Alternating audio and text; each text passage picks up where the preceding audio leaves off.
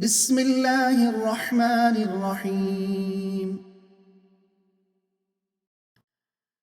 بديع السماوات والأرض أنى يكون له ولد ولم تكن له صاحبة وخلق كل شيء وهو بكل شيء عليم. ذلكم الله ربكم لا إله إلا هو خالق كل شيء فاعبدوه وهو على كل شيء وكيل. لا تدركه الأبصار وهو يدرك الأبصار وهو اللطيف الخبير. قد جاءكم بصائر من ربكم فمن أبصر فلنفسه ومن عمي فعليها وما أنا عليكم بحفيظ.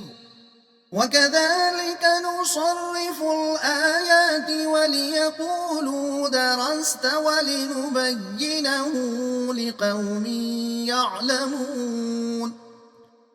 اتبع ما أوحي إليك من ربك لا إله إلا هو وأعرض عن المشركين. ولو شاء الله ما أشركوا وما جعلناك عليهم حفيظا وما أنت عليهم بوكيل. ولا تسبوا الذين يدعون من دون الله فيسبوا الله عدوا بغير علم. كذلك زينا لكل أمة عملهم ثم إلى ربهم مرجعهم فينبئهم بما كانوا يعملون. وأقسموا بالله جهد أيمانهم لئن جاءتهم آية ليؤمنن بها قل إنما الآيات عند الله وما يشعركم أنها إذا جاءت لا يؤمنون. ونقلب أفئدتهم وأبصارهم كما لم يؤمنوا به أول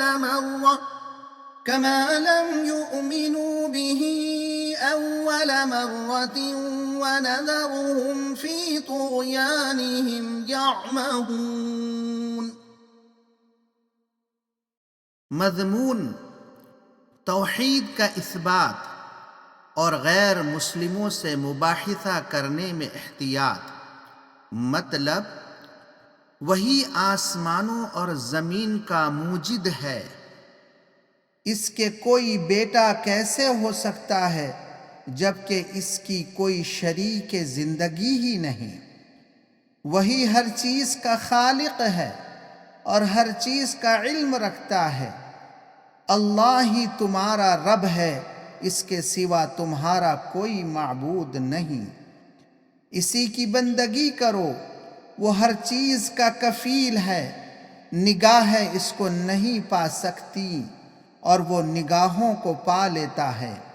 वो निहायत बारीक बीन और बाखबर है। अल्लाह इंसान को हक़ व बातिल के इंतखाब की आज़ादी देकर और हक़ व बातिल इसके सामने पेश करके ये आज़माइश करना चाहता है कि इन दोनों में से वो किसका इंतखाब करता है। लिहाजा मुसलमानों को जो रोशनी दी गई है, इसके उजाले में इन्हें चाहिए कि खुद सीधी राह पर चलें और दूसरों को भी इसकी तरफ दावत दें, लेकिन इनसे बहस करते वक्त इनके अकायद और इनके माबूदों को बुरा भला न कहो। ये चीज़ इनको हक़ के करीब लाने के बजाय اور زیادہ دور کر دے گی ہر شخص کو اس کے عقائد اور اعمال اچھے معلوم ہوتے ہیں۔